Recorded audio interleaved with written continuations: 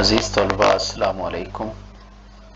آپ کو home work ایک نئے انداز میں دیا جا رہا ہے۔ اس کے جو 40 سوالات ہیں وہ آپ نے ان کے کم از کم 2 سے 3 سطروں کے جواب لوز شیٹ پر لکھنے ہیں اور ایک پروجیکٹ کے طور پر چارٹ بنا کے لانا ہے جو کہ ادبی شخصیت، تاریخی عمارت یا سیرگاہ اس کے بارے میں کوئی تصویر لگا کر مختصر اس کی معلومات بھی آپ نے لکھنی ہے۔ اور جو پیپر آپ کا ہوگا جب چھٹیاں ختم ہوں گی تو کالج کھلنے کے تیسرے دن انشاءاللہ آپ سے فرسٹ امتحان لیا جائے گا اور اس میں ان 40 سوالوں میں سے پیپر بنایا جائے گا اور ساتھ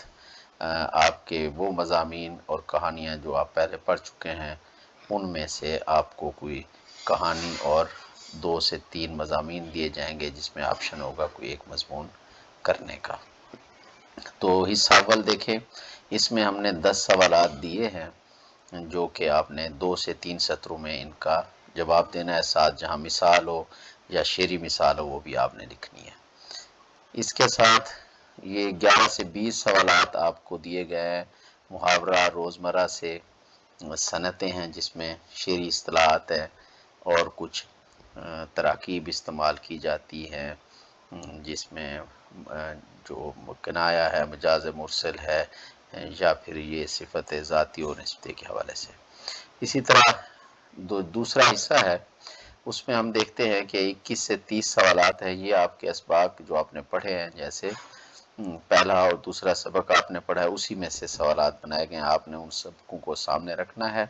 اور اس میں سے یہ سوالات کے جوابات ڈھونڈنے ہیں اور 2 سے 3 سطروں کا جواب آپ نے لکھنا ہے۔ اسی طرح 31 سے 40 تک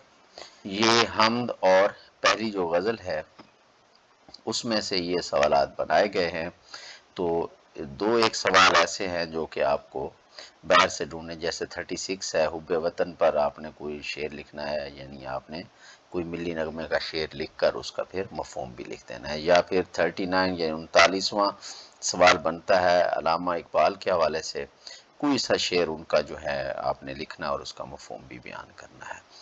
تو یہ آپ کے 40 سوالات اور مضامین پر مشتمل انشاءاللہ آپ